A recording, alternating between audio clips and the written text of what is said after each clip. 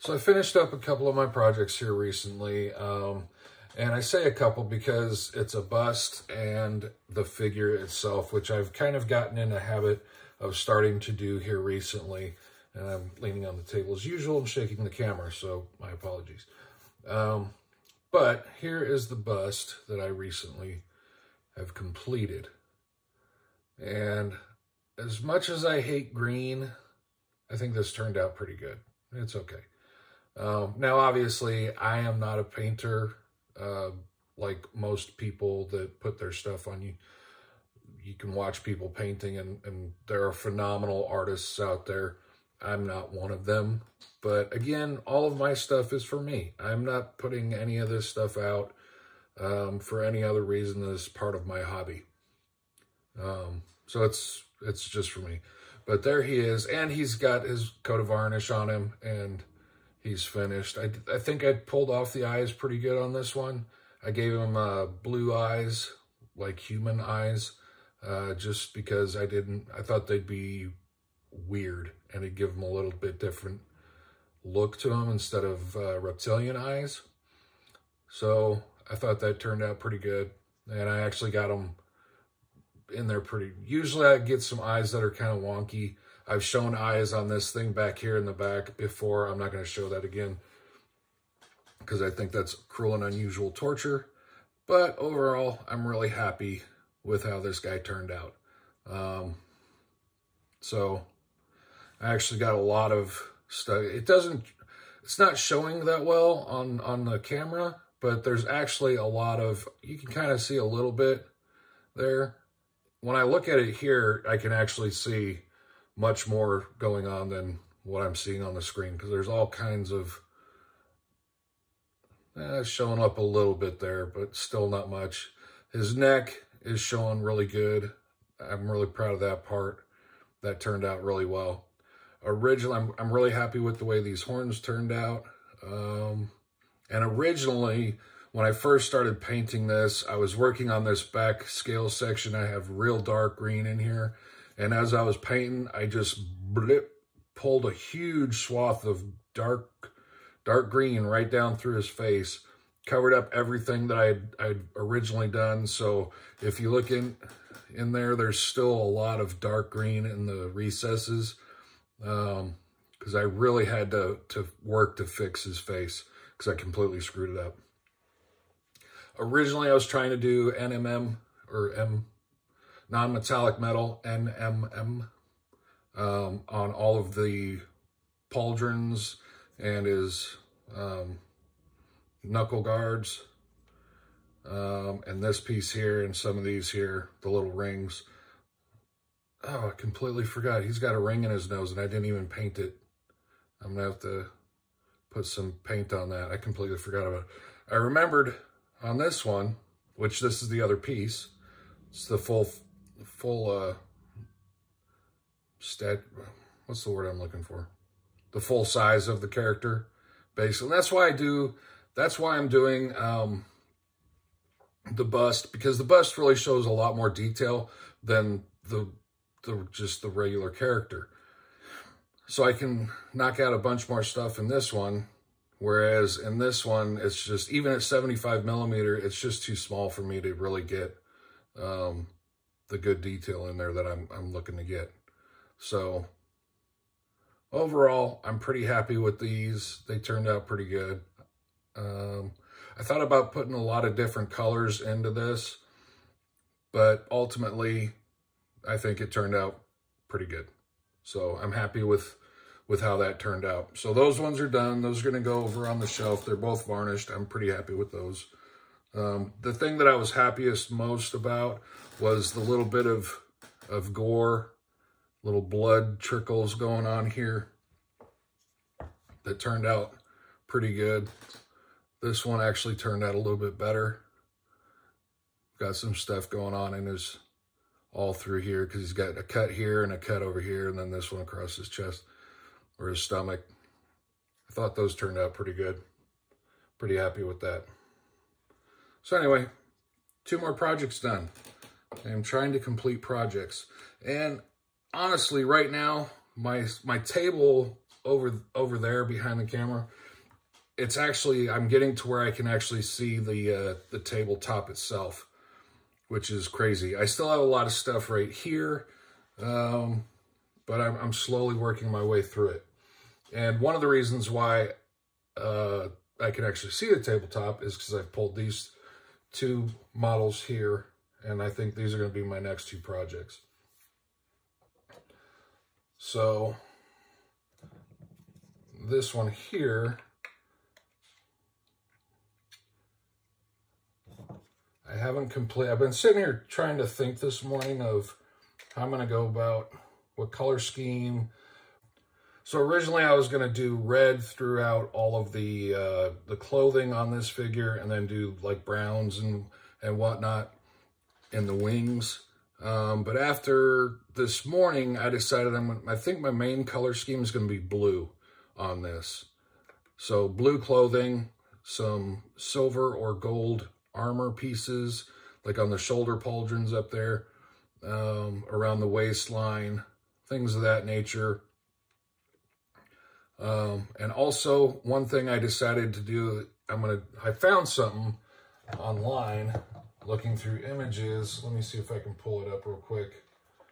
You know, one thing I usually try to do whenever I'm thinking of something is I'll just Google images of swords, power swords, lightning swords. But this is a picture of a sword that I found. Try to get all that out of the screen, the reflection. And I think this is from Spiky Bits. I think that's who did this. But that has got to be one of the coolest looking swords I've ever seen. It actually looks like it's sparkling the lightning through the entire thing. So I think that's what I'm going to try to do on this sword over here. I'm pretty sure this is from Spiky Bits, and that's just, I wish I had 1% of Spiky Bits talent, because I watch a lot of Spiky Bits videos. Dude's ridiculous. I almost dropped an F-bomb right there. But yeah, I'm nowhere near that talented, so I'm sure mine's not going to look anywhere near that. But that's one of the things I try to do is whenever I'm thinking of how am I going to, what colors am I going to use, how am I going to do stuff, I try to find what other people have done, and then kind of take bits and pieces and, oh, I like that, I don't like that, I like this, and blah, blah, blah. And that's how I come up with a color scheme. Occasionally, like on these two little mimics that I painted, these were the very first things that I've ever printed. So these have been sitting up here for a year now, and I still haven't fixed the eyes because I hate painting eyes. But everything else on here, I think, turned out really well. And I didn't get any, literally, this is, the whole premise behind this is because I play video games, and what do you get in video games? Loot boxes. Well, you get a silver loot box or a gray one, or it just doesn't show that it's got that good of stuff in it. And then you always have a gold box. And that's basically what these two represented. And I thought I did pretty good on these. Again, I did not like the way the eyes turned out. I still haven't finished these. And they sit here on my desk staring at me, begging me to paint the eyes. And I think I'm actually, in the process of doing this, I have an idea for those eyes that I'm going to do like a wedge shape. I don't know how to explain it.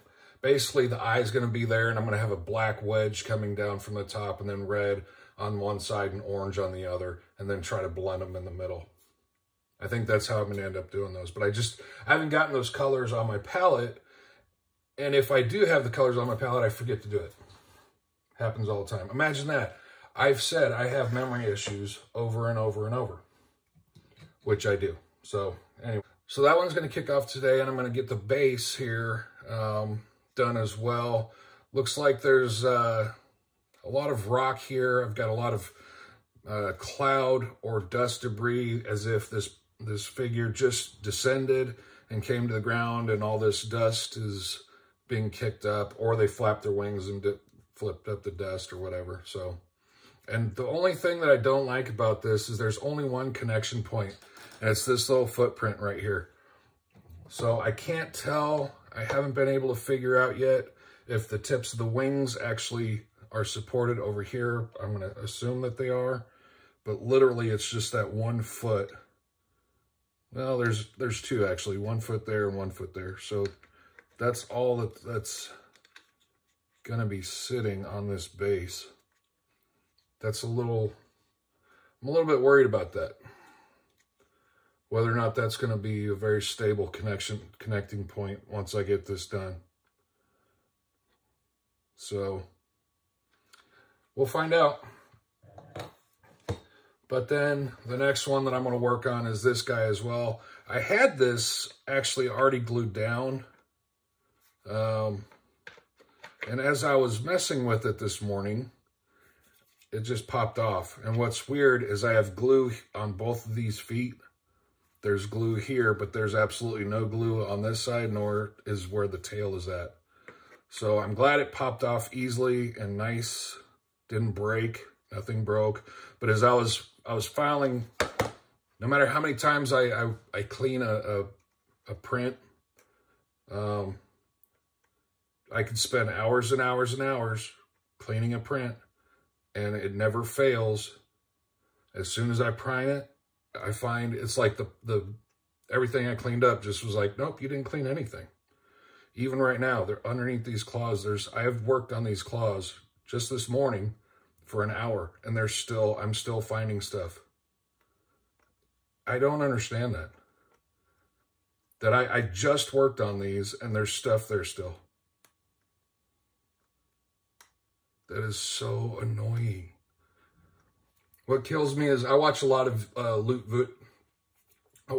Loot Studios videos, which recently Loot's put out their Journey to Nidavellir, I think is what the word is. Their new packet for their Dwarven Viking type.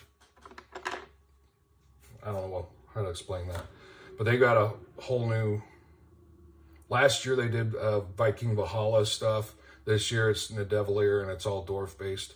But I've been watching their videos over that. They have 3 different clans in one monster pack. It's actually pretty impressive. I've been watching all their videos, but whenever they show their close-ups, as I'm just rambling on, whenever they show a close-up, like they put it on their little thing and it sits there and spins, and they have a real nice tight shot of their model, every single time I look at them, there's no primer on them. If there is, I can't tell. It just looks like a freshly printed model. I try so hard. Okay, where's their nub marks? I can never find a single one. How do they do that? It kills me when I'm finding them over and over and over and over, even after I work on something. But anyway, like I said, I'm going to go with the blue on that one. I'm going to go something like this. I think that's the color scheme that I'm going to go for this guy. So I'm going to try to do that because I really like this color. And I'm already going to be into my blues and stuff, so that just means I have to pull out a little bit of purple. And that's basically what I'm going to follow. And I don't know who this is. Pathfinder OGC, I think. But that's basically what I'm going to try to make happen over there. Whether or not I can do it, I don't know. So the good thing is, it's not a good thing, but it's kind of a thing. I broke my printer the other day because I had resin on the screen, and I was trying to clean it off, and I peeled it up, not realizing that I peeled the screen up with it. So now I have to buy a new LCD screen, which most likely I'm just going to buy a new printer. And the reason being is because my current printer sounds like crap. If you can go back through some of my other videos, I've got a video of how to clean your vat on an Anycubic Mono X without actually pulling the vat. You can just expose the screen and it'll harden the entire print area inside the vat. If you have a support or something, you stick your support down into the vat and then expose the entire screen, peel it off. And that's how you can clean your vat without actually pulling it. But I've got a long horrible video about that because I screwed it up several times trying to do it. And it was just a miserable video to make. And I did a terrible job of doing everything in it. But anyway, in that video, you can hear my printer just in the exposing, the light's just turning on. And yet the whole thing just sounds like it's grinding or just, I don't know. It sounds horrible. So my thought is that my printer is probably, and when it's printing, actually printing, it makes all kinds of noises as well. So I think the printer itself is dying. So that's why I'm saying I'm probably just going to buy a whole new printer, because I don't want to buy a screen for a printer that's about to break. So I'll end up buying a new printer. And I'm thinking about doing a Saturn II 8K is what I'm looking at. And I'm probably going to get it after Christmas. So in a way, it's kind of a good thing that my printer broke, because now I'm not printing and I can't print. So it's forcing me to sit here and paint the models that I have all primed and just sitting and waiting to be painted. So I'm happy about that, but I'm still not happy that I can't print anything, especially with the fact that yesterday Lutz new stuff that I was talking about a minute ago, that all dropped yesterday, and now I have it all and I can't print any of it. And one of the things that they have on there is they've got a new Dragon out, and that thing looks phenomenal. Their 75 millimeter Dragon is bigger than their statues that they have in the bundle. It's ridiculous. If you're in, and I love dragons. I mean, if you haven't noticed, I have dragon tattoos, so, which both of these go all the way up to my shoulders. So I have a thing for dragons. But anyway, I'm going to look forward to printing and painting that one, even though I'm not very good at painting. But this is where I'm at. New projects getting ready to be painted.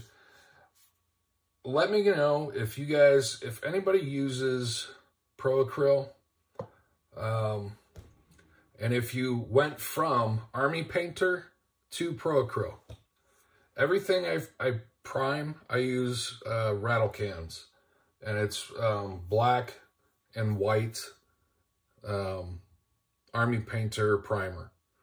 One thing that I've been noticing on the last couple of pieces since I started using predominantly Pro-Acryl is as I'm painting stuff, my Pro-Acryl basically, it's like oil and water.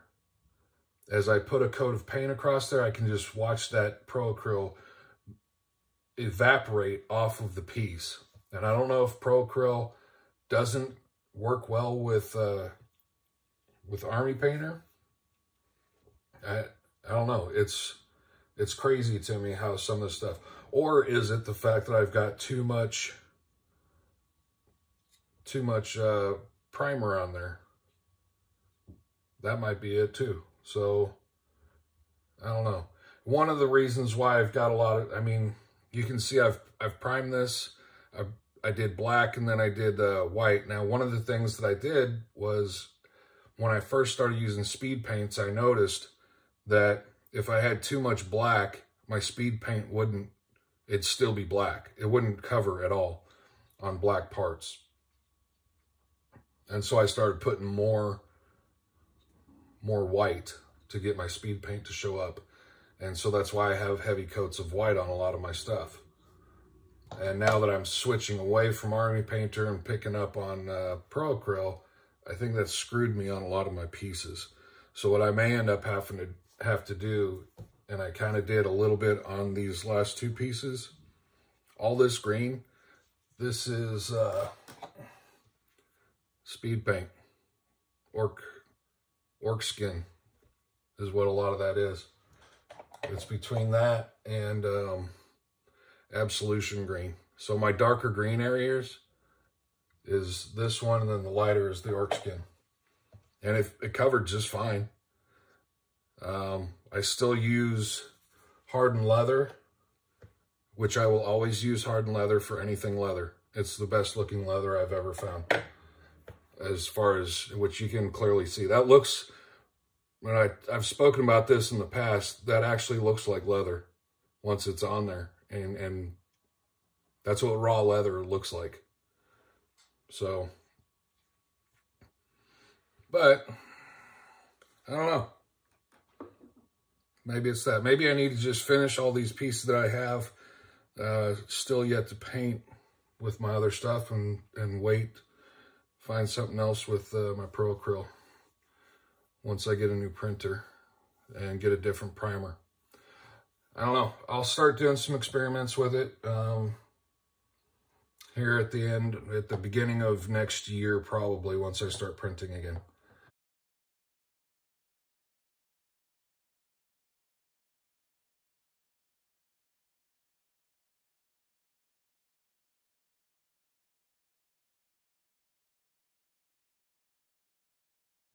Okay, so this piece is finished. This is generally how I take a photo if I'm going to post this in the Discord that I'm on, just to show finished projects and things of that nature. Now, normally, any piece can go here. That's basically my background right there. And then I'll put whatever project I'm working on in there. So what I have here is just a large piece of black fabric that I drape over everything. So that way, once the photo comes up, it looks a little bit, to me, it's a little bit more interesting to have something in the background. Whereas if I just did this, that looks boring to me. So by having just a little bit more in the picture to look at, for me, as far as my stuff goes, that's why I do that. And then obviously I have the black background. Primarily, I love the fact that I can get these folds and it's not just flat black. And the reason why I do that is because I used to have a couple of pieces of black poster board that I'd put up, and it looked weird. And so obviously I prefer putting the fabric up. Now, I'm going to eventually make a much better way to put this up other than just draping it across everything. But the reason why I haven't done that yet is all of my desk is going to change very soon. Since I have gone to Pro Acryl paints, and they're all just sitting over here on my desk, I have, for Christmas, I will be getting the modular system for those, and they're going to go basically right there. Which means everything on this desk from here over to here, all of that is going to end up either going away or being severely altered. I'm going to try to work in to where I can have all my Pro Acryl right in the middle, and maybe some of this stuff over here, and maybe some of that stuff over there. And you can also see my to-be completed projects are almost empty. I'm not going to work on those little ships until I get the ship built, so those will always continue to sit there. But all of my other projects are gone. Not really, they just moved right there and right there. And I still have all of this desk of projects to paint. Currently working on this one. I started that one a while ago. But anyway, I finally got this one complete, which I'm really happy with. One of the coolest things, which you can barely see, are the eyes for me. I don't know why I like that so much, but her eyes are bleeding. I don't know why. That's just, I thought of doing something strange when I first started it, and that's the strangeness that I came up with. But overall, this is finished. I've gotten the varnish on there as well, so this one's completely done.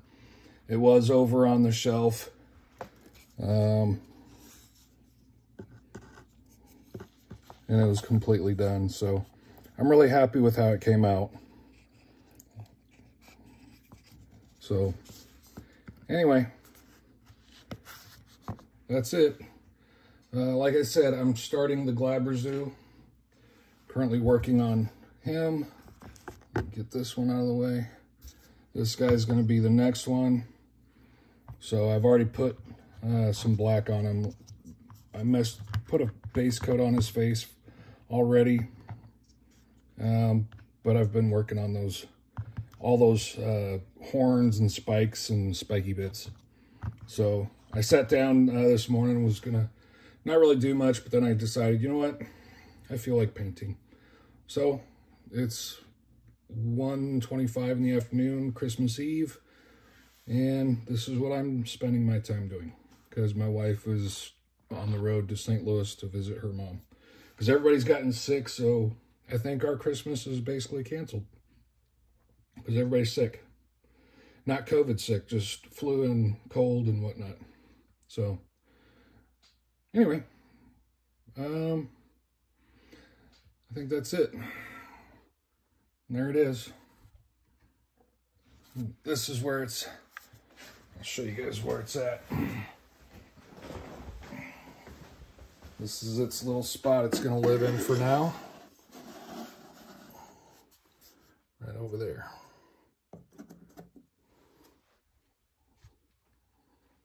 I still have to paint that. I'm scared to death of painting that. Every time I touch it, it cracks. It sounds like it's going to break or something's going to pop off of it. So I really haven't messed with it that much. It kind of bothers me a little bit.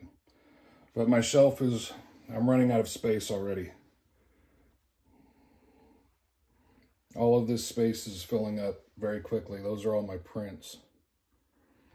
This is the very first thing I ever painted. And that was the second. And then Boba Fett was the third. And then that was the fourth. So my stuff's altered a little bit. I think I've gotten a little bit better. But there it is. All right. Thanks for watching. Y'all have a great day. Take care.